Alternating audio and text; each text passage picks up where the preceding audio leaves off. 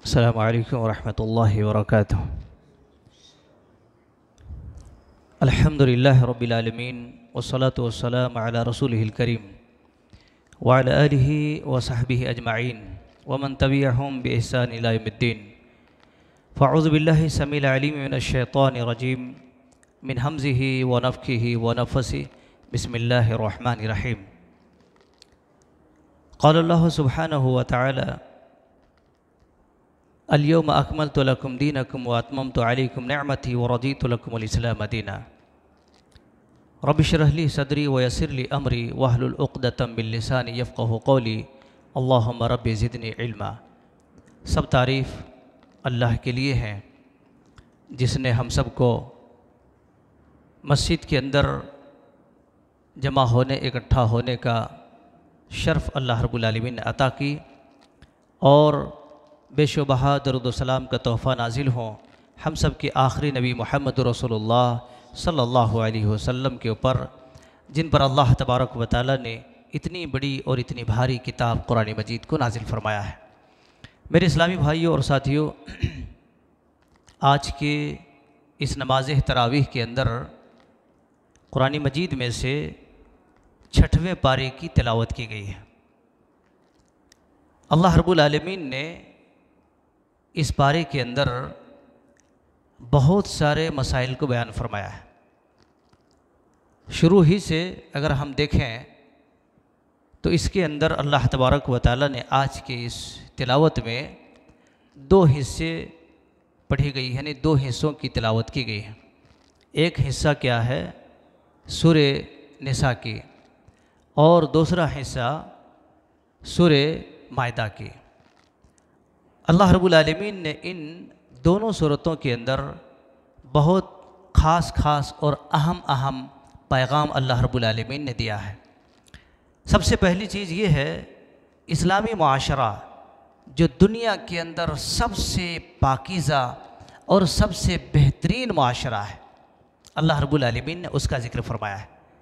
और उसके साथ साथ अल्लाह रब्बुल आलमीन ने इससे पहले जो 5 पारों की तिलावत हुई है, पहले शुरू से लेकर के 5वें पारे तक, उसमें रब्बुल आलमीन ने हर पारे में यहूद व नसारा के कुछ ऐसे कबाहतें बयान फरमाई हैं जो उसकी अपनी बेवकूफ़ी या हठधर्मी का जो ज़िक्र है अल्लाह ने ज़िक्र फरमाया।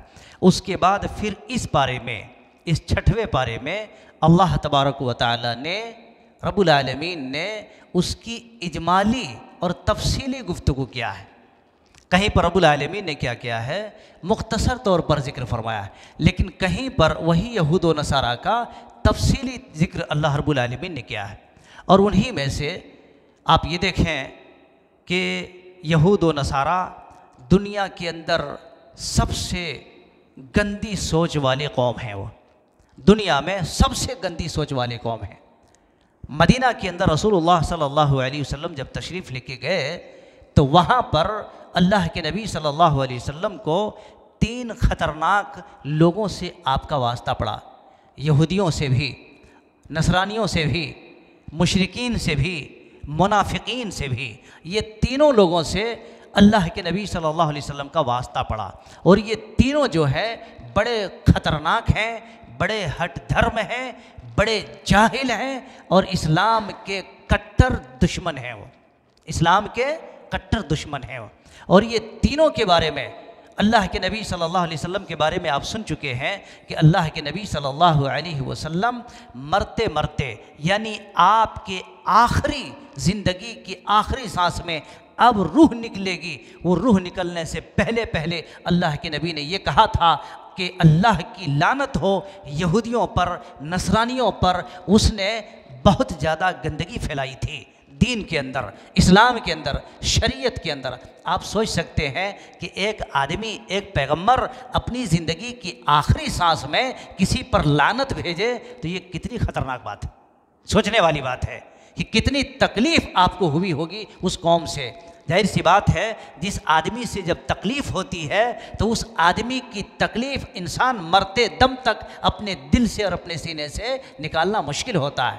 तभी तो अल्लाह के नबी सल्लल्लाहु अलैहि वसल्लम ने ये जुमला कहा। उसके बाद फिर मुनाफिकीन के बारे में, मुशरिकीन के बारे में उसकी पूरी दास्तान तफसीलात मौजूद हैं। मेरे भाइयों, यहाँ पर अल्लाह तबारक व तआला ने उन लोगों का जिक्र इसलिए फरमाया है कि वो यहूदी और नसरानी ऐसे हैं कि उन लोगों ने अंबिया को भी कत्ल किया था, अंबिया को भी शहीद किया था। लोगों का तो छोड़ो, अंबिया को भी शहीद किया था। और इसी तरह से उन लोगों ने दीन के साथ कुफ्र किया, गद्दारी की। और जब उन्हें दावत मिली तो ये दावा कर बैठा कि हम ऐसी दावत कबूल नहीं करेंगे, कहो अल्लाह डायरेक्ट हमारे पास आए। सोचो जरा, कहो डायरेक्ट हमारे पास अल्लाह है, जो कुछ है हम डायरेक्ट हैंड टू हैंड जो है हैंडल करेंगे। अल्लाह तबारक व तआला ने हैंडल नहीं, उसको साफ कर दिया। रहे बांस न बजे बंसुरी। जब कोई हद से, कहते हैं ना, जब हद से गुजरता है कुदरत को जलाल आ जाता है। कुदरत को जब जलाल आ जाता है ना, तो कहते हैं गेहूं के साथ घुन भी पिसे जाते हैं। इसलिए मेरे भाइयों, दीन के साथ हट धर्मी ये सही बात नहीं है। दीन के साथ इसी तरह से बहुत ज़्यादा ओवर कॉन्फिडेंस ये अल्लाह तबारक व तआला ने कभी कबूल नहीं किया है, कभी रब्बुल आलमीन ने कबूल नहीं किया है। तो इन जब चीज़ों का जिक्र है, उसके बाद फिर अल्लाह रब्बुल आलमीन ने दीन इस्लाम के बारे में जिक्र फरमाया। दीन इस्लाम इस ज़मीन पर सबसे बेहतरीन दीन है, सबसे अच्छा दीन है। अल्लाह रब्बुल आलमीन के मकसद और अल्लाह रब्बुल आलमीन के चहीता दीन है, जिसे दीन इस्लाम कहते हैं। अल्लाह रब्बुल आलमीन के इस दीन के मानने वालों को रब्बुल आलमीन ने उनकी बड़ी सारी फजीलतें बयान फरमाई।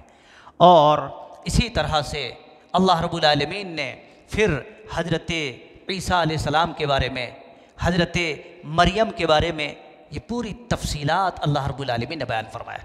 हज़रत ईसा अलैहिस्सलाम वो पैगम्बर हैं जिनको अल्लाह तबारक व तआला ने बग़ैर बाप के पैदा किया, और मरियम वो खातून हैं जो बग़ैर शोहर को अल्लाह तबारक व तआला ने हज़रत ईसा अलैहिस्सलाम जैसे सपूत बेटा अता फरमाया, जिनको रब्बुल आलमीन ने नबी बनाया। अल्लाह रब्बुल आलमीन ने इनका जिक्र फरमाया। यहाँ तक कि वो यहूदी लोग ये कहने पर जो है ये कहने लगे कि हज़रत ईसा अल्लाह के बेटे हैं, अल्लाह का बेटा है। क्या कहा बेटा?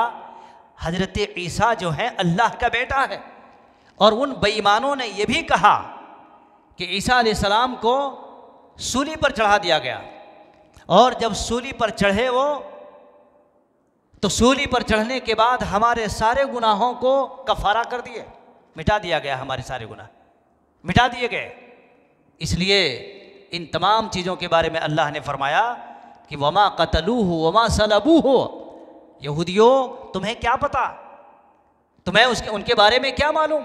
ना उनको कत्ल किया गया, ना उनको सूली पर चढ़ा गया, वलाकिन शुब्बिह लहुम, मगर तुम उसमें क्या है, तुम्हें डाउट है, तुम तजब्जुब में हैं, शक व शुबहा में हैं।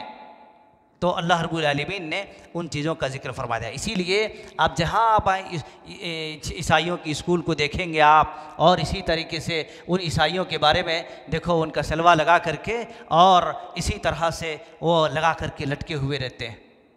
क्या समझे उसने समझ सका कभी इसके बारे में? ईसा अलैहिस्सलाम के बारे में कभी समझ सका है?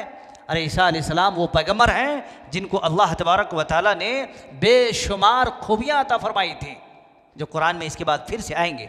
फिर अल्लाह तबारक व तआला ने इस सूरत के अंदर कई मुअज़्ज़ज़ और बड़े बड़े पैगम्बरों का जिक्र फरमाया, बड़े बड़े पैगम्बरों का जिक्र फरमाया। और उन पैगम्बरों से बाद में से ऐसे हैं जिनको 5 उलुल अज़्म पैगम्बरान कहा जाता है, जो अल्लाह तबारक व तआला के यहाँ टॉप 10 में से शुमार किया जाता है, उनमें से जिक्र आया है, जो ये सारी तिलावतें आपके सामने गुजरी हैं।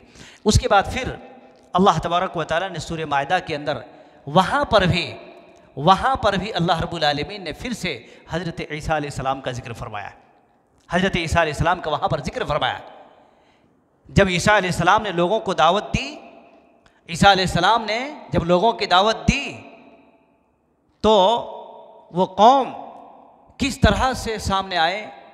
कहा कि देखो, अल्लाह रब्बुल आलमीन से कुछ ऐसा खाना मांगो जो बन के आ जाए, तो हम आपकी बात को ले लेंगे, आपकी बात को हम एक्सेप्ट करेंगे, कबूल करेंगे।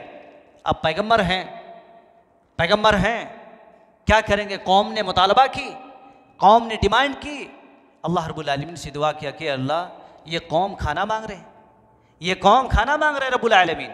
तो इसीलिए सूरत का नाम सूरह मायदा रखा। मायदा के मतलब होते हैं दस्तरखान। मायदा के मतलब क्या होते हैं? दस्तरखान।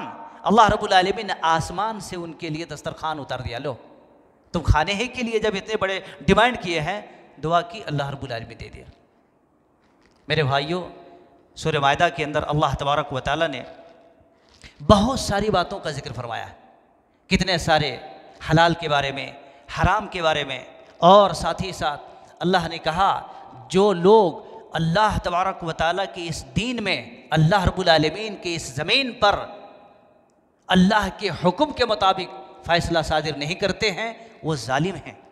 दूसरी जगह अल्लाह ने फरमाया जो अल्लाह के हुक्म के मुताबिक फ़ैसला सादिर नहीं करते हैं, वो इसी तरीके से काफिर हैं।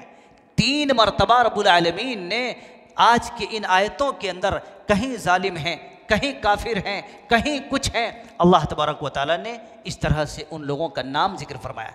इसलिए मेरे भाइयों, अल्लाह का पैगाम, अल्लाह का दीन ऐसा है, सिर्फ झुकने के लिए नहीं, बल्कि अपनी ज़िंदगी में प्रैक्टिकल अमल लाने के लिए।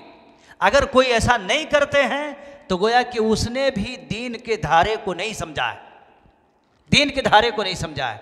और इसी तरह से अल्लाह रब्बुल आलमीन ने चलते चलते और एक आयत में ये भी पैगाम दिया, और पैगाम ये है, रब्बुल आलमीन ने कहा है उदउ इला सबील रब्बिका बिल हिकमति व मौइज़तिल हसना।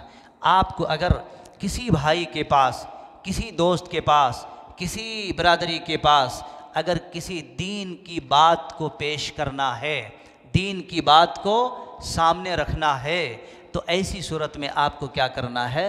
बड़े आसानी के साथ लोगों को अल्लाह की दीन की तरफ बुलाना।